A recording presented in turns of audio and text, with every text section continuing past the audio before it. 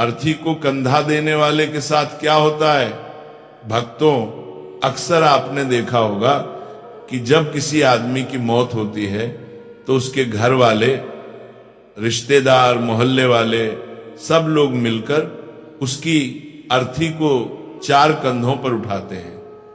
ये सब हम रोज देखते हैं, पर इसके पीछे क्या रहस्य है ये बहुत कम लोग जानते हैं।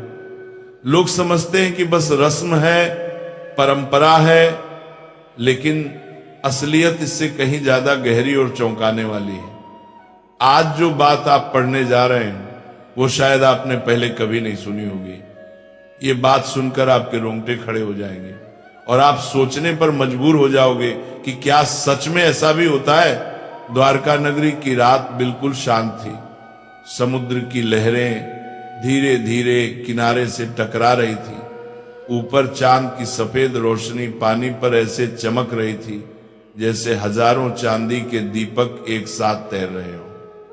उसी पवित्र माहौल में भगवान श्री कृष्ण कमल की तरह शांत, गंभीर और तेजस्वी बैठे थे। तभी आकाश में अचानक एक हल्की सी ध्वनि गूंजी, जैसे कोई विशाल पंख हवा को चीर रहे हों। कुछ ही क्षण में गरुड़ देव उतर कर आए और प्रभु के चरणों में सिर झुकाकर प्रणाम किया।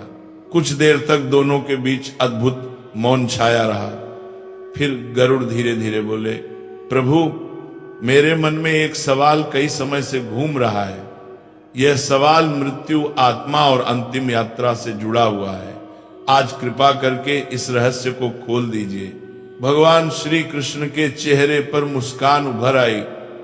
उनकी आंखों में अपार करुणा, दया और ज्ञान की गहराई चमक रही थी।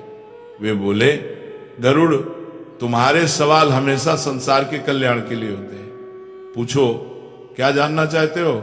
गरुड़ ने झुककर विनम्रता से कहा, प्रभु, मैंने कई बार देखा है कि जब किसी मनुष्य की अर्थी उठती है, जब लोग 4 कंधों पर शव को उठाकर श्मशान ले जाते हैं, उस समय आत्मा जैसे उन लोगों को देखती है। कभी कभी ऐसा लगता है कि आत्मा हर कंधा देने वाले को किसी अदृश्य तरीके से परख रही हो। मुझे समझ नहीं आता कि ऐसा क्यों होता है। क्या यह सिर्फ परंपरा है या इसके पीछे कोई बड़ा दिव्य रहस्य छिपा है? भगवान श्री कृष्ण ने हल्का सा दीर्घ श्वास लिया, मानो पूरा ब्रह्मांड उनकी सांसों के साथ चल रहा हो। फिर वे बोले, गरुड़, मृत्यु कोई साधारण बात नहीं है। ये वह दरवाजा है जहां से इंसान एक जीवन पूरा करके अगले सफर में प्रवेश करता है। जब अर्थी उठती है तो सिर्फ एक शरीर नहीं उठाया जाता, उस इंसान का पूरा जीवन उठाया जाता है। उसके अच्छे कर्म, बुरे कर्म, उसके अधूरे सपने, दुख दर्द, खुशियां, सब कुछ। फिर उन्होंने कहा, जब शरीर को घर से बाहर ले जाया जाता है तब आत्मा तुरंत नहीं जाती। वह कुछ समय तक वहीं रहती है, अपने पुराने शरीर को देखती है, अपने परिवार को देखती है और सबसे महत्वपूर्ण, वह उन लोगों को देखती है जो उसे कंधा देते हैं। आत्मा समझती है कि कौन सच्चे मन से आया, कौन फर्ज निभाकर आया और कौन सिर्फ दिखावा करने आया।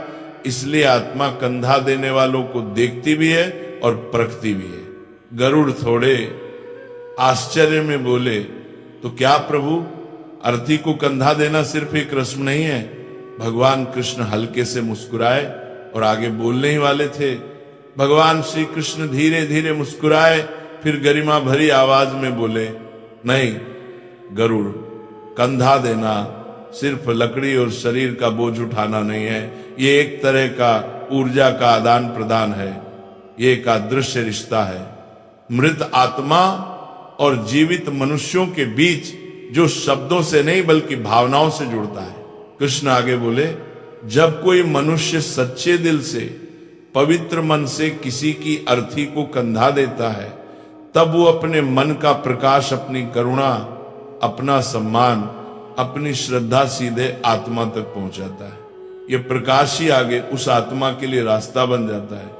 जिस तरह अंधेरी रात में दीपक राह दिखाता है, उसी तरह कंधा देने वाले लोगों का सच्चा भाव आत्मा को आगे की दिशा दिखाता है। गरुड़ आश्चर्य से बोले, प्रभु, क्या सच में इतना प्रभाव होता है? कृष्ण मुस्कुराए, गरुड़ पुराण में लिखा है कि जिसने निस्वार्थ भाव से किसी को कंधा दिया उसने 100 यज्ञों के बराबर पुण्य कमा लिया। क्योंकि ये काम सिर्फ शरीर से नहीं, दिल से होता है। ये किसी को विदाई नहीं बल्कि उसके अगले जन्म की ओर एक उजाला देने जैसा है। कुछ देर तक वातावरण शांत रहा। गरुड़ गहरी सोच में डूब गए।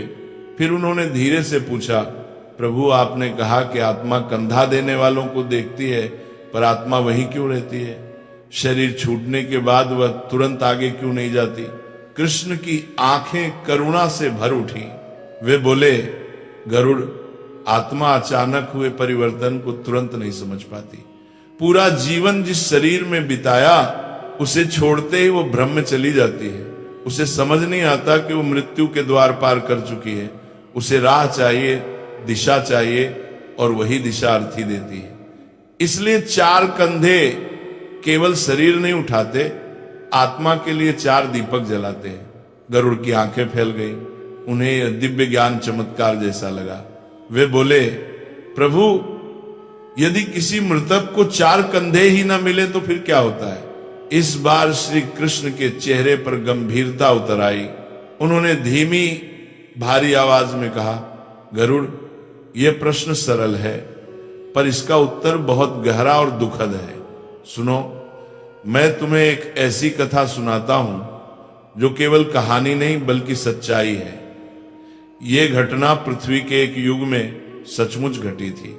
फिर कृष्ण ने कहना प्रारंभ किया, बहुत समय पहले पाटलिपुत्र नगरी में धनीराम नाम का एक आदमी रहता था। नाम तो धनीराम था पर दिल से बिल्कुल निर्धन। धन का इतना अहंकार था कि उसने धर्म को पैरों तले कुचल दिया था। वह ब्राह्मणों का अपमान करता, गरीबों को तिरस्कार से देखता, किसी की मदद नहीं करता, यहां तक कि अपने माता पिता का श्राद्ध तक नहीं किया। उसके जीवन में धर्म, दया, करुणा कुछ भी नहीं था। फिर कृष्ण के स्वर में मिठास घुल गई। लेकिन उसकी पत्नी रूपवती बिल्कुल विपरीत स्वभाव की थी। सुंदर नाम, सुंदर हृदय, वह दयालु, विनम्र और धर्मपरायण थी। मंदिर में सेवा करती, गरीबों को भोजन कराती, व्रत पूजा करती और अपने पति के अपवित्र धन से भी छुपकर दान पुण्य करती, क्योंकि उसे विश्वास था कि पुण्य ही पापों को गलाने की अग्नि है। फिर कृष्ण बोले, एक दिन नगर में बड़ी महामारी फैली, लोग मरने लगे, शहर में चीखें गूंजने लगी, लेकिन धनीराम ने किसी की मदद नहीं की। उसने अपने खजाने को बंद करके छिपा लिया और बीमारों को अपने दरवाजे से भगा दिया। लेकिन बीमारी को कौन रोके?